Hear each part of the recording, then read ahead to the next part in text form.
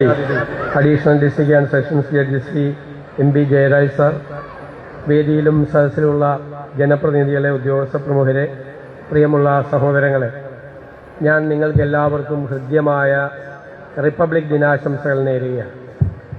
നമ്മൾ ആലോചിക്കേണ്ടത്, കുഞ്ഞുങ്ങളെല്ലാവരും ആലോചിക്കേണ്ടത്, ഇത് എത്രയും അഭിമാനകരമായ ഒരു നിമിഷമാണ്. നമ്മുടെ രാജ്യം ലോകത്തിലെ ഏറ്റവും വലിയ ജനാധിപത്യ രാജ്യം റിപ്പബ്ലിക് ആയതിൻ്റെ 77ാമത് വാർഷികമാണ് നമ്മൾ ആഘോഷിക്കുന്നത്. റിപ്പബ്ലിക് ആകുക എന്ന് പറഞ്ഞാൽ 1947 ഓഗസ്റ്റ് 15-ാം തീയതി നമുക്ക് സ്വാതന്ത്ര്യം കിട്ടിയതിന് ശേഷം നമ്മളൊരു ഭരണഘടനാ അസംബ്ലി ഉണ്ടാക്കി, കോൺസ്റ്റിറ്റ്യൂവൻ്റ് അസംബ്ലി. കാരണം ഏത് രാജ്യവും സ്വാതന്ത്ര്യം പ്രാപിച്ചു കഴിഞ്ഞാൽ അവർക്ക് സ്വന്തമായി ഒരു ഭരണഘടന ഉണ്ടാകണം, സ്വന്തമായി ഒരു സിവിൽ പ്രൊസീജിയർ കോഡ് ഉണ്ടാകണം, സ്വന്തമായി ഒരു ക്രിമിനൽ പ്രൊസീജിയർ കോഡ് ഉണ്ടാകണം. ഭരണഘടന എന്ന് പറയുന്നത് ലോകത്തിലെ പല രാജ്യങ്ങളും ഭരണഘടന, അവരുടേതായ ഭരണഘടനകൾ ഉണ്ടായിട്ടുണ്ട്. ബഹുമാന്യനായ മുഖ്യാതിഥി ഇവിടെ സൂചിപ്പിച്ചതുപോലെ സമാനതകളില്ലാത്ത ഒരു ഭരണഘടനയാണ് ഇന്ത്യൻ ഭരണഘടന. ഇന്ത്യയിലെ വിവിധ പ്രദേശങ്ങളിൽ നിന്നും പ്രൊവിൻസുകളിൽ നിന്നും തിരഞ്ഞെടുക്കപ്പെട്ട നിയമവിദഗ്ധരായ ആളുകൾ ഒരുമിച്ച് ചേർന്ന് നിരവധി ദിവസക്കാലം ചർച്ചകൾ നടത്തി രൂപപ്പെടുത്തിയെടുത്ത ഭരണഘടനയാണ് ഇന്ത്യയുടെ ഭരണഘടന. എന്നോട് ഒരിക്കൽ ഒരു ഇന്റർവ്യൂവിൽ ചോദിച്ചു, താങ്കൾ ഇതുവരെ വായിച്ചിട്ടുള്ളതിൽ ഏറ്റവും ഇഷ്ടപ്പെട്ട ഗ്രന്ഥം ഏതാണെന്ന് ചോദിച്ചു. ഞാനൊരു സംശയവുമില്ലാതെ പറഞ്ഞു, എനിക്ക് ഇതുവരെ വായിച്ചിട്ടുള്ളതിൽ ഏറ്റവും ഇഷ്ടപ്പെട്ടിട്ടുള്ള ഗ്രന്ഥം അത് ഇന്ത്യയുടെ ഭരണഘടനയാണ്. അതിനേക്കാൾ വലിയൊരു ഗ്രന്ഥം ഞാൻ കണ്ടിട്ടില്ല. അത് ഈ രാജ്യത്തെ പാരമ്പര്യമുണ്ട്. അതിൻ്റെ നമ്മുടെ രാജ്യത്തിന് 5000 വർഷക്കാലത്തെ പാരമ്പര്യമുണ്ട്, നമുക്കറിയാവുന്നത്. ആ 5000 വർഷക്കാലത്തെ പാരമ്പര്യത്തിന്റെ ഏറ്റവും വലിയ സവിശേഷത ലോകത്തിന്റെ വിവിധ ഭാഗങ്ങളിൽ നിന്ന് വന്ന എല്ലാ മതങ്ങളെയും ജനപദങ്ങളെയും ജനവിഭാഗങ്ങളെയും എല്ലാം നമ്മൾ ഇരു കൈകളും നീട്ടി സ്വീകരിച്ചു എന്നതാണ്. സംഘർഷങ്ങളൊക്കെ ഉണ്ടായിട്ടുണ്ട്, പക്ഷെ എല്ലാവരെയും സ്വീകരിക്കുന്ന ഒരു ഹൃദയവിശാലത ഈ രാജ്യത്തിന്റെ പാരമ്പര്യത്തിലുണ്ടായിരുന്നു. ഞാൻ മനു എസ് പിള്ളയുടെ ഒരു ചരിത്ര പുസ്തകത്തിൽ വായിച്ചത്, അന്ന് അടിമ വ്യാപാരം ഉണ്ടായിരുന്നു. മനുഷ്യരെ അടിമകളായി നാട് കടത്തിയിരുന്നു. അങ്ങനെ അന്നത്തെ അബീസീനിയ, ഇന്നത്തെ എത്യോപ്യയിൽ നിന്നും അടിമയായി ഇന്ത്യയിൽ കൊണ്ടുവന്ന ഒരാൾ പിന്നീട് ബിജാപൂരിലെ സുൽത്താനായി എന്നാണ്. ലോകത്തൊരു രാജ്യത്തിനും പറയാൻ പറ്റാത്ത തരത്തിലുള്ള സ്വീകരണമാണ് ഉണ്ടായത്. അതിന്റെ തുടർച്ചയായിരുന്നു നമ്മുടെ ദേശീയ പ്രസ്ഥാനം. മഹാത്മാഗാന്ധിയും ജവഹർലാൽ നെഹ്റുവും ഉൾപ്പെടെയുള്ള നമ്മുടെ സ്വാതന്ത്ര്യ സമര നേതാക്കൾ രാജ്യത്തുടനീളം ചുറ്റി സഞ്ചരിച്ച് എല്ലാ വിഭാഗം ജനങ്ങളെയും ഹൃദയത്തോട് ചേർത്തു. നിങ്ങൾ ആലോചിച്ച് നോക്കൂ, ഈ ചെറിയ സംസ്ഥാനമായ കേരളത്തിൽ ഈ മഹാത്മാഗാന്ധി വിമാനങ്ങളില്ലാത്ത കാലത്ത് തീവണ്ടിയിൽ കയറി, 3ാം ക്ലാസ് കമ്പാർട്ട്മെന്റിൽ കയറി ഈ കേരളത്തിൽ എത്രയോ സ്ഥലത്ത് വന്നു. 33 സ്ഥലത്താണ് ഗാന്ധിജി പ്രസംഗിച്ചത്. ഞാൻ ഇന്നാൾ കൽപ്പറ്റയിൽ പോയപ്പോൾ കണ്ടു ഗാന്ധി പ്രസംഗിച്ച സ്ഥലം. ഈ പറവൂരിൽ വന്നിട്ടുണ്ട്, തൃപ്പൂണിത്തുറയിൽ വന്നിട്ടുണ്ട്, ആലുവയിൽ വന്നിട്ടുണ്ട്. കൽപ്പറ്റയിൽ അന്ന് എത്തണമെങ്കിൽ എത്ര കിലോമീറ്റർ നടന്നു വേണം പോകാൻ? അദ്ദേഹം ഈ രാജ്യത്ത്, ഈ സംസ്ഥാനത്ത് നവോത്ഥാനത്തിന് തിരികൊളുത്തിയ ശ്രീനാരായണ ഗുരുദേവനെ ശിവഗിരിയിൽ പോയി നേരിട്ട് കണ്ട് അദ്ദേഹവുമായി സംഭാഷണം നടത്തിയതിന്റെ 100 വർഷങ്ങളാണ് ഇപ്പോൾ പൂർത്തിയായത്. അധസ്ഥിത വർഗത്തിന്റെ പടത്തലവനായിരുന്ന അയ്യങ്കാളിയെ വെങ്ങാനൂരിലെ വസതിയിൽ പോയി ഗാന്ധി സന്ദർശിച്ച് സംഭാഷണം നടത്തി.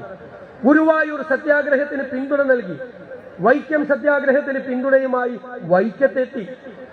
ഏത് കാലത്താണ്? 100 കൊല്ലം മുമ്പാണ്. അപ്പൊ രാജ്യത്തുണ്ടായിരുന്ന, എന്നിട്ട് അദ്ദേഹം എഴുതി, ഗുരുദേവനെയും അയ്യങ്കാളിയെയും കണ്ടിട്ട് പറഞ്ഞു, ഇനിയുള്ള സ്വാതന്ത്ര്യ സമരം രാഷ്ട്രീയ സ്വാതന്ത്ര്യത്തിന് വേണ്ടി മാത്രം നടത്തുന്ന സമരമായിരിക്കില്ല. നൂറ്റാണ്ടുകളോളം നീതി നിഷേധിക്കപ്പെട്ട, പിന്നോക്കം നിൽക്കുന്ന ജനവിഭാഗങ്ങൾക്ക് വേണ്ടി, അവരുടെ സാമൂഹ്യ നീതിക്ക് വേണ്ടി കൂടി നടത്തുന്ന പോരാട്ടമായിരിക്കും. അപ്പൊ ഇന്ത്യയുടെ സ്വാതന്ത്ര്യ സമരം രാഷ്ട്രീയ സ്വാതന്ത്ര്യത്തിന് വേണ്ടി മാത്രം നടത്തിയ സമരമല്ല, അത് സോഷ്യൽ ജസ്റ്റിസിന് വേണ്ടി കൂടി നടത്തിയ സമരമായി അത് മാറി. അതിന്റെ എല്ലാം, ഞാൻ എപ്പോഴും പറയും, എല്ലാ അരുവികളും വന്ന് നദിയിലെത്തുന്നത് പോലെ, ആ നദികളെല്ലാം ഒഴുകി കടലിലെത്തുന്നത് പോലെ എല്ലാ വൈവിധ്യമായ ചിന്താധാരകളെല്ലാം അവസാനം ഒന്നിച്ചു ചേരുന്ന മഹാസാഗരമായി ദേശീയ പ്രസ്ഥാനത്തെ ഈ മഹത്തായ നേതാക്കന്മാർ മാറ്റി. പണ്ഡിറ്റ് ജവഹർലാൽ നെഹ്റു ലോക ചരിത്രം മുഴുവൻ കൈവെള്ളയിലായിരുന്നു. ലോകത്തുണ്ടായിരുന്ന എല്ലാ സംസ്കാരങ്ങളെയും കുറിച്ച്, പ്രത്യയശാസ്ത്രങ്ങളെയും കുറിച്ച് ഇത്രമാത്രം ജ്ഞാനമുണ്ടായിരുന്ന ഒരു വിശ്വപൗരൻ പ്രധാനമന്ത്രിയായില്ലായിരുന്നുവെങ്കിൽ, രാഷ്ട്രീയ നേതാവായില്ലായിരുന്നുവെങ്കിൽ ഒരുപക്ഷെ നോബൽ സമ്മാനിതനാകുമായിരുന്ന എഴുത്തുകാരനായിരുന്നു നമ്മുടെ പ്രഥമ പ്രധാനമന്ത്രി. അവരുടെ എല്ലാം അതിന്റെ എല്ലാം പ്രോഡക്റ്റാണ് ഇന്ത്യയുടെ ഭരണഘടന. അതാണ് റിഫ്ലക്ട് ചെയ്യുന്നത് ഇന്ത്യയുടെ ഭരണഘടനയിൽ. വളരെ രസകരമായ ഒരുപാട് കാര്യങ്ങളുണ്ട്. ഗാന്ധിജിയുടെയും നെഹ്റുവിന്റെയും നിതാന്ത വിമർശകനായിരുന്നു ഡോക്ടർ അംബേദ്കർ. അവരെന്താ ചെയ്തത്? അവർക്ക് നെഹ്റുവിന് അധികാരം കിട്ടിയപ്പോ തന്റെ വിമർശകനായിരുന്ന ഒരാളെ ജയിലിലടയ്ക്കാനാണോ നോക്കിയത്? അല്ല, തന്റെ വിമർശകനായിരുന്നയാളെ തന്റെ മന്ത്രിസഭയിലെ നിയമമന്ത്രിയാക്കി. അത് മാത്രമാണോ? ഭരണഘടന തയ്യാറാക്കാനുള്ള ഡ്രാഫ്റ്റിംഗ് കമ്മിറ്റിയുടെ ചെയർമാനാക്കി. അതാണ് ഉദാത്തമായ ജനാധിപത്യ ബോധം.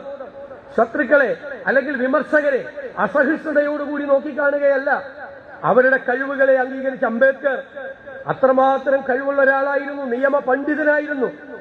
ഭരണഘടനയിൽ നടക്കുന്ന സംവാദങ്ങൾക്ക്, അസംബ്ലിയിൽ നടക്കുന്ന സംവാദങ്ങൾ നമ്മൾ വായിച്ചു നോക്കിയാൽ നമ്മൾ അത്ഭുതത്തോടുകൂടി, വിസ്മയത്തോടുകൂടി നമ്മൾ നോക്കി നിൽക്കും. ഞാൻ വിദ്യാർത്ഥിയായിരിക്കുമ്പോൾ മുതൽ ഭരണഘടനയുമായി എപ്പോഴും മത്സരമാണ്. എന്താണ് മത്സരം? ഈ ഒരു അന്തരീക്ഷം, ഈ ഒരു സിറ്റുവേഷൻ നമ്മുടെ ഭരണഘടന കൈകാര്യം ചെയ്തിട്ടില്ല എന്ന് ഞാൻ പറയും. എന്നിട്ട് ഞാൻ ഭരണഘടന വായിച്ചു നോക്കും മുഴുവൻ ഭാഗം. എല്ലാ മത്സരത്തിലും തോറ്റുപോയ ഒരാളാണ് ഞാൻ. എല്ലാ മത്സരത്തിലും ജയിച്ചത് ഭരണഘടനയാണ്. ആ ഭരണഘടന അഭിസംബോധന ചെയ്യാത്ത ഒരു സാഹചര്യവും ഒരു വിഷയവുമില്ല. അത്രമാത്രം പണ്ഡിത ശ്രേഷ്ഠരായ മനുഷ്യരെല്ലാവരും കൂടി ഉദാത്തമായ ഒരു പാരമ്പര്യത്തിന്റെ, ഒരു ലെഗസിയുടെ, ഒരു പൈതൃകത്തിന്റെ രാജ്യം എങ്ങനെയായിരിക്കണം, വരാനിരിക്കുന്ന നൂറ്റാണ്ടുകളിൽ നമ്മുടെ രാജ്യം എങ്ങനെയായിരിക്കണം എന്ന് സ്വപ്നം കണ്ട് ആ സ്വപ്നം യാഥാർത്ഥ്യമാക്കാൻ ഉണ്ടാക്കിയ ഭരണഘടനയാണ്. എന്തു വില കൊടുത്തും, ജീവൻ കൊടുത്തും ആ ഭരണഘടനാ മൂല്യങ്ങളെ സംരക്ഷിക്കുക എന്നതാണ് നമ്മുടെ മുമ്പിലുള്ള വെല്ലുവിളി എന്ന് ഞാൻ വിനയപൂർവ്വം പറയുന്നു. ഞാൻ നിർത്തുകയാണ്. കാരണം ഭരണഘടനയെക്കുറിച്ച് സംസാരിക്കുമ്പോൾ സമയം പോലും നോക്കാതെ അനൗചിത്യത്തോടു കൂടി ദീർഘനേരം സംസാരിക്കും. ഞാൻ നിർത്തുകയാണ്. നിങ്ങളെല്ലാം നിയമ വിദ്യാർത്ഥികളാകാം. അതുപോലെ പലതരത്തിൽ ലോകത്തിലെ പല രംഗങ്ങളിലും, വൈവിധ്യമാർന്ന രംഗങ്ങളിൽ എല്ലാം എത്തിയേക്കാം.